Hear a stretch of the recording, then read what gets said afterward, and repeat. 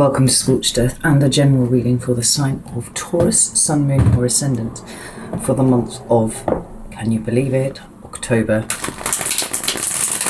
What?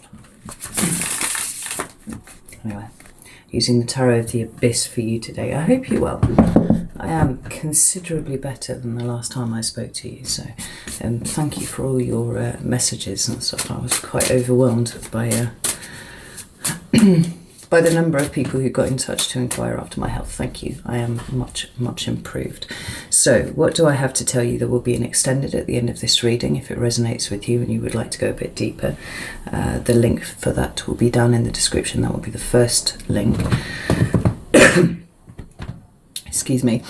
The second link is to the 6-month overview that I did for each of the signs that runs from July to December. Now, obviously, we are coming into October, so I've knocked the prices of those down. If you have not yet seen those and you're interested in having a look, it's a good time to go do it.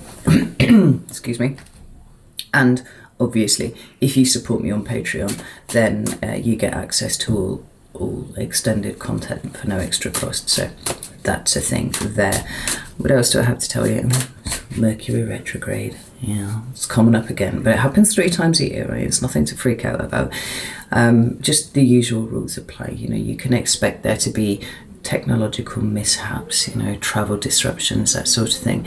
But communication is often disrupted too. Like you may find yourself speaking at cross purposes with other people, or not quite being able to articulate quite what you mean, and vice versa. Other people will probably be finding it difficult to articulate what they're saying. So a good rule of thumb is to not invest too much in what people say during this time. Just kind of give it a little bit of space.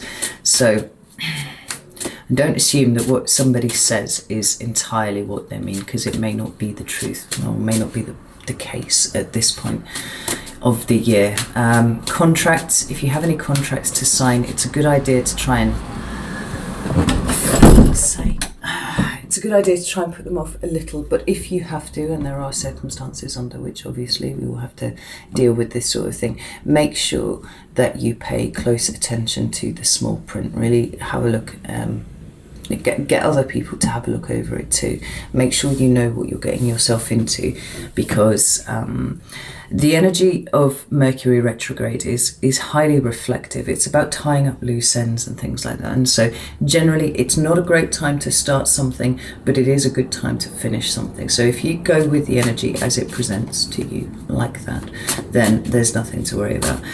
Although I feel a bit like I might be in for a kick in this retrograde. And certainly the shadow period has been somewhat vexatious, let's put it that way. So with all of that out of the way, let's have a look and see what's going on with you, Taurus. Can I have 3 cards for Taurus, please? Thank you. So we have 2 cards. We have the 10 of Cups and the 2 of Wands in reverse. Interesting. Okay, current energy for Taurus, please. Thank you. Another 2 cards. We have the Ace of Swords and the 7 of Pentacles. Interesting. And what's coming towards Taurus in October, please? Oh, thank you. We have the 10 of Pentacles, like it, and we have the 9 of Wands. We have the Page of Pentacles at the bottom of the deck, and there does, even before I started the meditation, actually, for your sign, even before I knew it was Taurus, actually, here's a weird thing. If you haven't watched these videos before, I choose who goes next using these coins here, right? It keeps me right, and I spread them out and I feel which one is kicking up the most, you know, noise and wants to be heard today, and that's the one that I do. But even before I picked the coin, I knew it was going to be Taurus.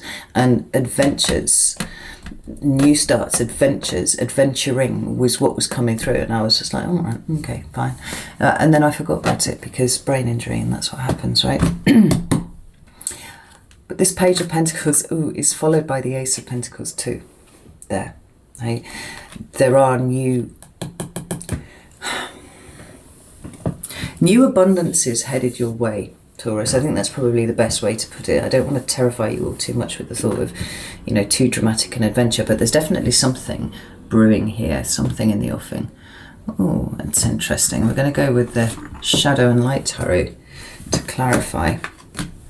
But this looks really nice, not least because there's lots of culmination, and then lots of cards of beginnings, right? Tens well, nines and tens indicate, you know, coming to the end of a cycle with something, or a pinnacle of achievement with something. And then we have aces and twos, which are all about the beginning of new things. Anyway, I'll stop prattling on and get some cards out here. Tell me about this 10 of Pentacles and 2 of Wands in reverse, please. Ooh, loads of cards. We have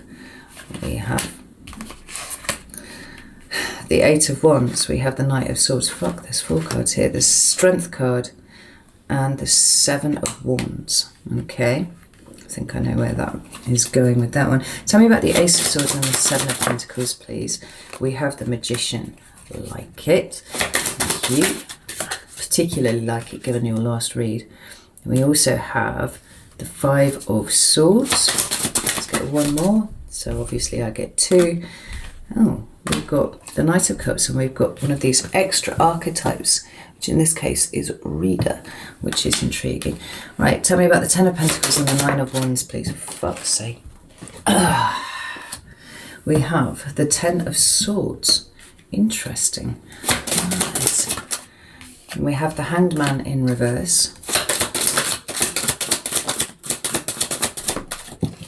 And we have the Death card. Wow, this is extraordinary, Taurus. We've got the Empress at the bottom of the deck. And if you've watched my videos before, you know that the Empress is the Taurian archetype that I like to see the most. You know, the Hierophant has his place and it's got some very good things. But I think pure Taurian energy, when it's really in a flow state, and this is the important thing, really flowing, it's Empress energy for me. There's something quite rigid and inflexible about the Hierophant, which can bring, you know, issues of its own sort. Obviously, it's an aspect of your personality, or at least, you know, to an extreme, it can be an aspect of your personality that need to be very solid and very rooted and immovable at points. You know, you put your big bull head down on something and you're like, no, not shifting. Stubbornness is something that features very strongly. But like I said, this Empress is more of a flow state. It's that natural earth energy coming through, being very, very abundant and highly creative as well.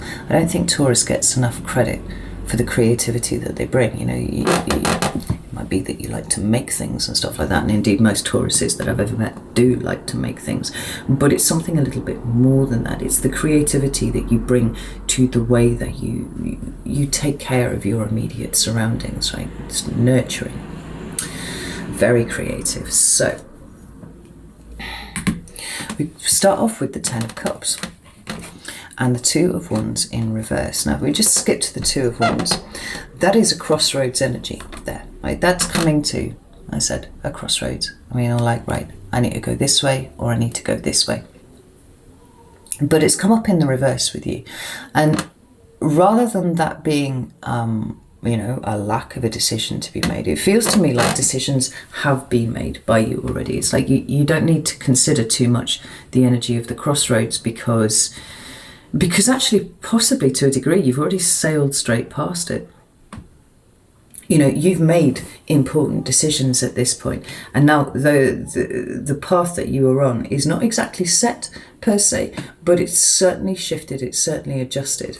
And when we bring in the 10 of Cups, beg your pardon, it's the 10 of Pentacles in a minute. The 10 of Cups, it's about that emotional fulfillment of not just you, but the people around you. You know, whoever is your tribe at this point, and that can be your spouse or your partner, but it can also be your family, it can be your friends, it can be whoever, you know, has that family vibe for you. And certainly for me, for a great deal of time, it was always more friends than family, you know. Friends that become family, let's put it like that.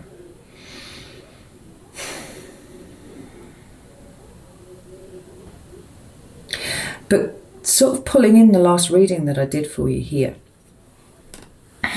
as context, what we were talking about last time was this notion that as a sign, you're deeply suspicious of good things when they just appear, right? You know, there's a prescribed recipe for success for Taurus, and that involves putting your head down, working very, very hard, you know, sticking to the plan and doing this sort of thing to achieve an end result. And when things just happen and they are just good, even if they are things that you have been, you know, really positively visualizing or whatever, you know, really setting your intent out there into the universe to get, when it appears in front of you, it's like, ooh, I don't work for this. Where the fuck has this come from? Like, I'm not comfortable with this. And we spoke about self-sabotage and the possibility of that coming in here. And I'm certainly seeing shades of that here. Because the fact is, you didn't stand at a crossroads. You didn't go, right, I've thought very, very hard, and if I go this way, I'm going to end up here, and if I go this way, I'm going to end up there. It just sort of happened. And for some of you, this might be the people that you find yourself around at the moment, but generally, there's just a really good vibe. Not just around you, not just emanating from you, but certainly around you at this point too. And all of this sort of stuff seems to have just dropped on your lap. Now, what I spoke about last time was this, the idea that there are many different ways to work. And you've nailed one aspect of it, but there are others, and this is what is coming to the fore. This is what is starting to become apparent to you if you go with it, if you let that energy be free flowing. Don't second guess it. Don't try and pull away from it like that.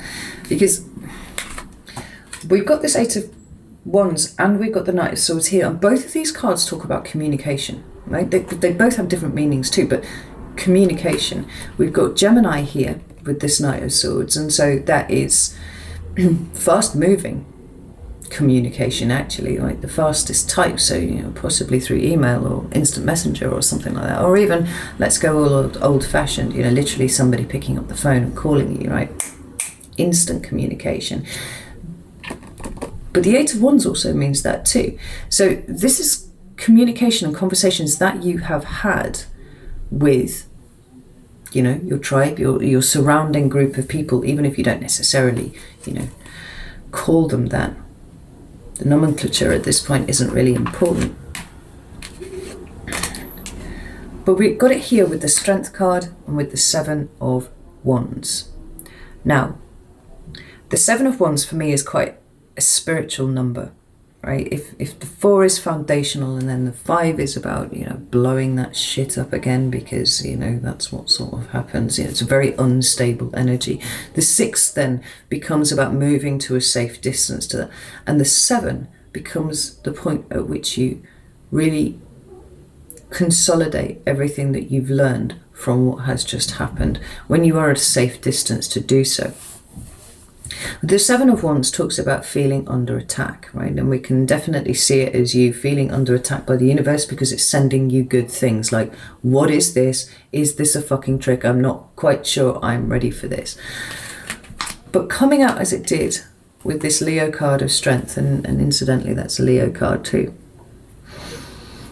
It feels to me more like it was a toing and a froing. It was a bit of tension between the way that you have always done things prior to now and the way that things appear to be happening right now, and indicating a level of growth and acceptance of it, because I don't think that this Seven of Wands stuck around too long. And maybe it's conversations with people that you trust that has brought you to the point where you realise that it's okay, you know, like just because it's not followed this, you know, set format that you followed for your entire life, it does not mean that it's not real. It does not mean that it's not for you, and it doesn't mean that you didn't work for it either, right? So we come to your present energy, and what we've got is the Ace of Swords and the Seven of Pentacles. Now, my traditional interpretation of the Seven of Pentacles, notice again that it's another 7, and this is important, is a situation that is in some way less than optimal. Right, and I quite like it. as a card when it appears for somebody, although the meaning of it is not great, it does imply a certain level of very present energy, because you're kind of looking around and you're going, well, there's something not right here. Do I know what it is? And in that case, it appearing here with the Ace of Swords means that you've absolutely nailed exactly what it is that needs to change in your immediate environment. Whether it is as a result of this here, there's been some sort of light bulb go on for you, Taurus, and you go, I see that it's just because it was different. Right? Now, honestly, this is more akin to the way that fire signs tend to experience life anyway. It's full of synchronicities. It's full of things just falling on your lap when you need it. You know, serendipity runs very, very runs strong in fire signs, right? And I'm not entirely sure why that is, but it just seems to be the way that they experience things. It's usually a little less about having a goal, having a plan at the end of it, you know, working backwards and working out what it is that you have to do and where it is you have to go. And, you know, it's a bit like, I don't know, lucky, I guess. There are some ways in which fire signs just appear to be lucky. They're in the right place at the right time. They say the right words in the right ears, and all of a sudden everything just sort of happens. Now, there's a lot more to it than that, I can absolutely assure you, as a fire sign. But nevertheless, it seems to be that there is a change in the way that you are understanding the world around you. You know, because the Ace of Swords is about different ways of seeing the world, different ways of interpreting information that's coming into you. And you've been learning something with the diligence that I would expect of a Taurus, to be honest, as I'm looking at this here.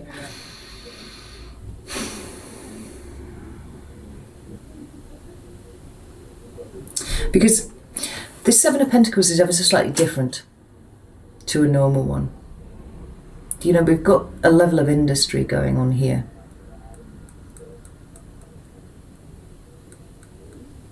But still she seems to be, her eyes seem to be caught by something. She's looking at something else, right? There's a way that she's been doing something and it's very successful and it works for her, but her eye is being drawn elsewhere, and she's kind of holding this bread, and there's almost a slightly confused look on her face, like, how are they doing that over there? Like they haven't built an oven like I have. They haven't been up since 4 a.m, you know, raising the bread and all that sort of thing. Like, and yet still they've got all the loaves of bread as well. You know, it's like your mind has been opened to the possibility of there being a different way of doing things. And it isn't cutting corners. This is the important thing. It's not cutting corners. It's not...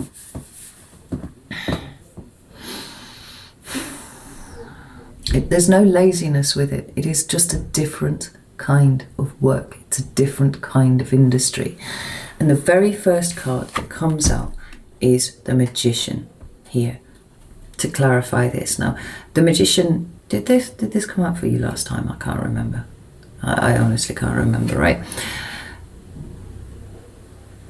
But the Magician is a conduit between the earth and the ether, right? He's pulling something down here with this wand. He has all of the elements on the table here. Now, you are very, very accustomed to the Pentacles, the way the Pentacles work. You know this energy. It's not something that you need to work at understanding, right? It's there and it's innate with you, certainly through, you know, natural predisposition, but also the way that you have been brought up. It's like, if you want a thing, you work hard for it, right? And it doesn't matter if you're not the best. It doesn't matter if you're not the brightest or the smartest. What matters is the work that goes into it. But we've got here swords, and we've got here wands, and we've got here cups. Like, there are other elements that you can draw in, and the wisdom of the Magician is knowing that anything that he wants, he can manifest for himself, provided he combines the right amount of intent with, you know, whatever element he wants to work with. And generally he's working with all of the elements. Interestingly, though, he's got a wand on the table, but he also has a wand in his hand too, right? It's about the way that you experience things, this double wand energy here.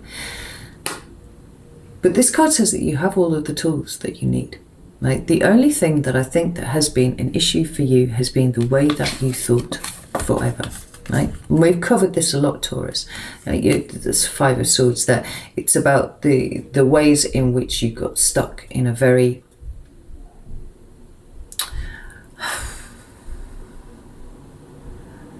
narrow cycle, and this is applicable across the board, really. In so much as, got to work, got to put all of the responsibility on my shoulders because I'm strong and I'll work, and it shows that I'm a worthy person because I work, and there might have been times in the past where you'd looked at the way that serendipity had worked with other signs, and there might have been a small tinge of envy, but there would also be an element there of discounting it as laziness, discounting it as not having applied themselves properly, projecting possibly there. But what we've got here is you absolutely sorting out your mindset. I spoke last time about how the root of the problem here seemed not only the fact that the way that you were doing it, the way that you were manifesting things towards yourself was not the way that you were used to doing it. So it was somewhat alien to you.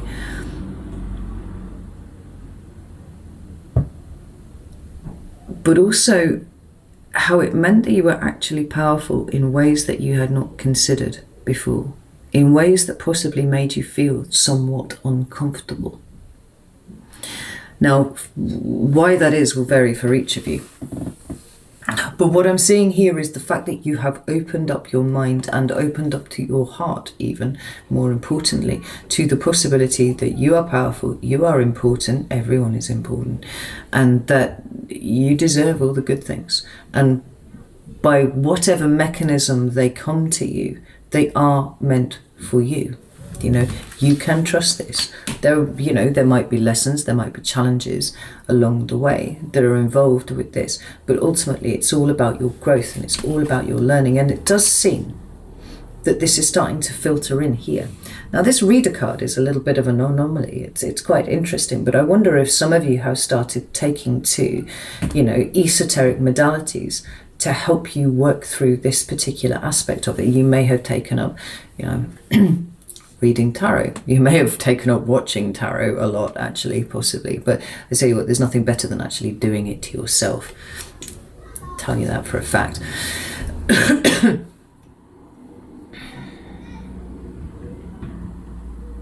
But this card here, okay, so just doesn't have to be tarot. It could be all sorts of different modalities. Right? There are many, many ways to reach God, to reach the universe, to reach your higher self. And tarot is but one. It's the one that I like to use the most. But, if you are intuitive and you are Taurus, one of those other things that you kind of disavowed about yourself because you didn't trust yourself. If you are intuitive, there are many, many different things that you can use. I've even done flower reading before, and that blew me away, right? You literally get a bunch of flowers and you get everybody to pick one. And then you take turns, and you can tell so much about somebody's life by the flower that they picked, the way that the stem is, how many lumps and bumps there are on the stem, whether there are thorns, whether it's a big flower at the top, a little flower at the top. The tool doesn't matter. What matters is the way that the intuition begins to flow, right? Anyway, it was completely sideways thing there. But what this card is telling me, and what it seems to be really speaking to, is an increasing confidence that it is possible for you to open a dialogue with your higher self, with the universe, with God. Whatever word for it is that you use increasingly. I'm sort of feel like they're all one and the same, just different words for the same thing, No doubt somebody's going to shout me down for that. But an increasing confidence in your ability to be able to open up a dialogue and say, this is what I would like. I'm incredibly grateful for what I've got. And gratitude is something that Taurians do very well. I'm extremely grateful for this, and I would like to have some more, please. Because this is just wonderful. This is excellent. It's free flowing energy. Nothing is stuck down. And when you are asking for it in those terms, rather than saying, I need this, I don't have this, I really have to have this in my life, that sends out those echoes repeating of, I don't have this thing. Lack, poverty. And for some reason that I am not in charge of, the universe goes, oh, poverty and lack, right? They want more of that, send that to them.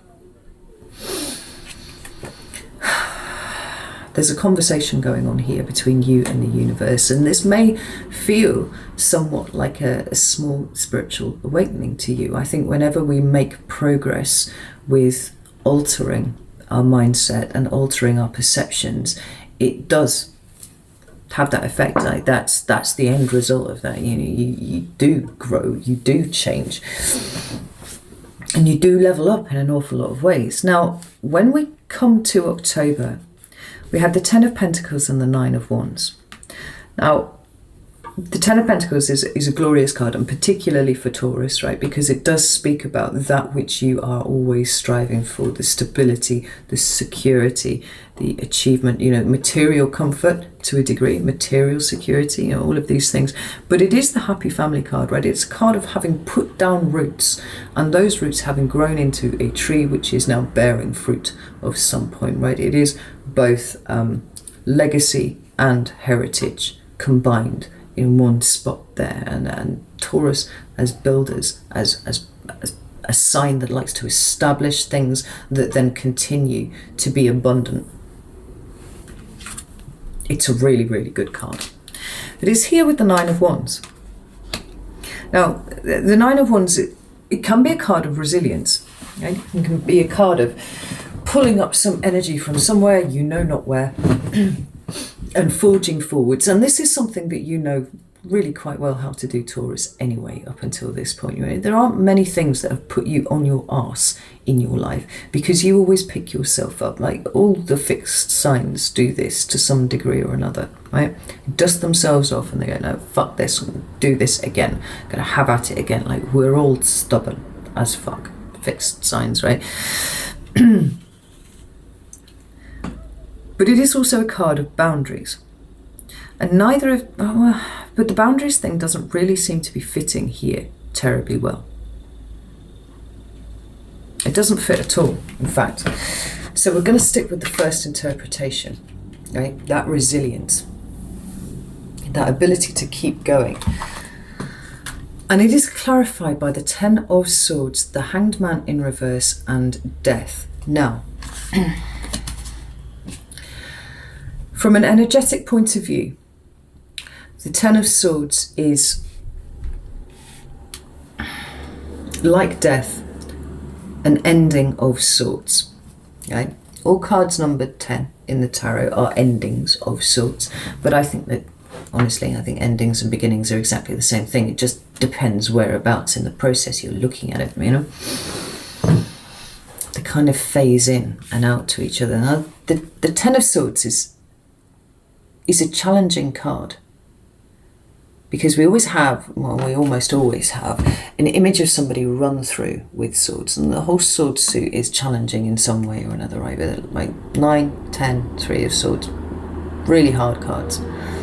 But it does speak of an end to a particular thing that has caused you pain, has caused you wounding. Now, the way that this is looking to me, it feels like your subconscious, more than anything else, right? The ways in which you would overthink, the ways in which you would suffer from, low-key anxiety all the time about everything,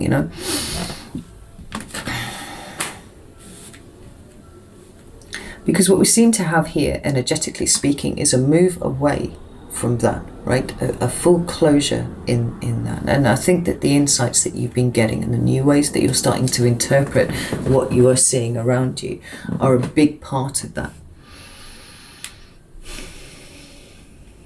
And what we have is transformation. So if things seem hard at the moment, and it seems a little bit like you're having to dig a little bit deeper than usual to keep headed towards what this Ten of Pentacles means to you, then the message is keep going. because it's not for much longer. Something is about to change. Something is about to be transformed. But the interesting thing is, between the Ten of Swords and the Death card, both cards that speak of endings, we have the Hanged Man. That's the card of Pisces, and it's also appearing in the reverse for you. Now, the Hanged Man is associated with illumination, enlightenment, right? Nailing yourself to a fucking tree until you see the world from a different perspective, right? It's a very, very good card for that sort of thing. But it does also talk about a lack of movement, right? If you are nailed to a tree, or, you know, if you've tied yourself to a tree like this person is here, there's no movement going on there. And that's kind of the point, because you don't move until looking at the world from a different perspective has really started to make a difference in your head. But it came out in the reverse, which says to me, Taurus, in quite a spectacular way, that whatever this Ten of Swords represents to you at this time, and I do feel for you, it is deeply internal. It is about mindset. It is about the way that you perceive the world and your place in it. That difficulty is coming to an end, right? Because from the Ten of Swords, you go to the Ace there, and you start the whole thing again, and eventually you'll get to the 10, and then you'll start a new cycle up here. Now that's the idea, at least. If you don't learn all the lessons of that cycle, then quite possibly you'll start back down here, and you'll repeat the pattern again and again and again until the message really makes its way through there, until the lesson has been learned. Well, this is you here, and this is being closed out in the month of October for you. And whether it is that there is some sort of validation of your intent and the change in the way that you are thinking about things, whether you accept what is coming towards you, and I think that that's probably highly likely. It's a sea change in the way that you allow the world to interact with you, right? I think that's probably the best way to put it, because it's possible that this kind of thing has probably been happening to you for a long time, but the self-sabotage, you kind of draw away from it, and you go, oh no, that's not for the likes of me. I'm just going to stay over here in the corner where I know, where everything is and how everything works. It's about pushing yourself out of your comfort zone, and I feel like you are, in terms of your perspective, in terms of the way that you see yourself, really pushing yourself outside of your comfort zone. And as a result, there's no need to stand still anymore. There is no need to tie yourself to a tree or nail your clothes to a tree or anything, right? The change in perspective is permanent now, right? And so where this is very, very passive and there is no movement, now there is movement. Now we are moving away from this and we are headed towards this.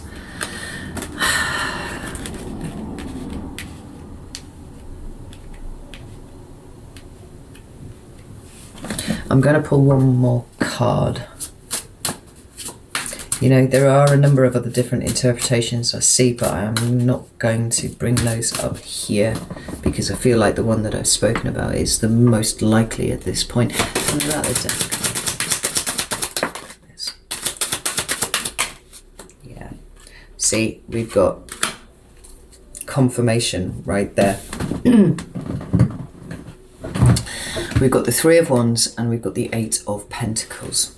This is important because the Three of Wands for me recently has very much been talking about changed behaviour, and this is about changing the way that you work, Taurus. That's what those two cards together say to me, and they've come out to clarify the Death card. The transformation, right, is in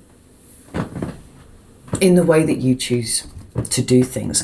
Interestingly, even more interestingly, still we have the High Priestess at the bottom of the deck. It is about being intuitively led. The Five of Swords is behind that. Like, we are leaving behind Five of Swords energy because the way in which you have relied on your cognitive processes has at times tripped you up because you were not aware of the extent to which you could self-sabotage, the extent to which you overthought yourself into a fucking hole, and then you're like, oh, everything's just horrible, I'm going to stay here because whatever, right? It's a shift from the primacy of the intellect, the primacy of the brain, the primacy of the thinking aspect, and more towards being intuitively led. Like, I'm always happy to see this here for you, because for quite a lot of last year, there was that separation between you and your intuition. Like, you wouldn't let it just do its thing, right? Because you overthought everything and your emotions were all in a mess. But now you're getting those intuitive hits, and compare it with the reader there as well. The high priestess is a conduit, she's a channel, she is a link to your higher self. And when your gut says something, when your intuition sparks on something, that isn't just because you haven't eaten for an hour and a half. It's nothing like that. It's like, so put it this way, right? So I was told when I was, oh God, I don't know, about 16 or 17, that I should always trust my intuition, because that was messages sent to me by spirit, and frankly they knew better than I did. And I was like, fair enough. And I have always followed my gut with things, and inevitably my gut, it's actually more of a cellular wiggle for me. That's the best way I can describe it. My mother used to say that her bones rattled, and I thought that was a very, very strange thing to have happen to you indeed. But she'd know when people were lying to her because her bones rattled, and I was like, that doesn't sound very pleasant at all. But as I came into my mid to late teens, I started to notice that I had a thing too, and it wasn't nearly as jarring as a bone rattle, but it was like a cellular wiggle, like every cell in my body just sort of sloshed side to side a little bit, and I was like, there's something not quite right about that there, right? That's my physical interpretation of it. For you, it may be entirely different, but it is important for you to rely on it, because there is a different way for you to work, Taurus, that is making its way to you in October. And the first step of this was trusting that you are not taking shortcuts, that you are not being lazy. I mean, the work that you have done here, Taurus, although Taurus makes up the vast majority of my viewership, actually, to be honest. And for me, it would be easy to fall into the trap to think that Tauruses the world over were all doing this kind of work. They're really not. I read for but a small pocket of Taurian energy. And there are other Tauruses having other things going on, but my Tauruses, my bull gang, they're all doing their work, and this is fucking hard. But where things are hard, where things are challenging, where you step up to the plate in the way that you have done, the rewards are commensurate with that, and by that I'm talking about a sense of peace, a sense of being able to exist without overthinking, without hypervigilance, always waiting for something to go wrong, right? You can just exist, and it's fucking glorious.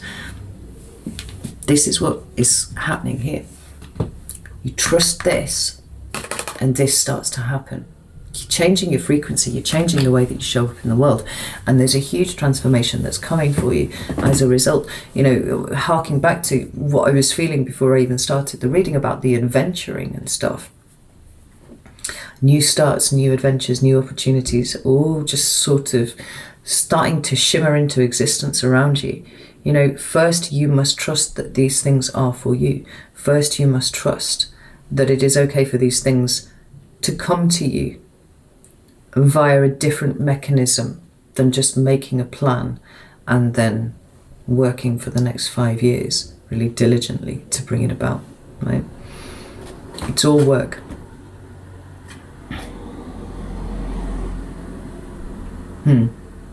Right.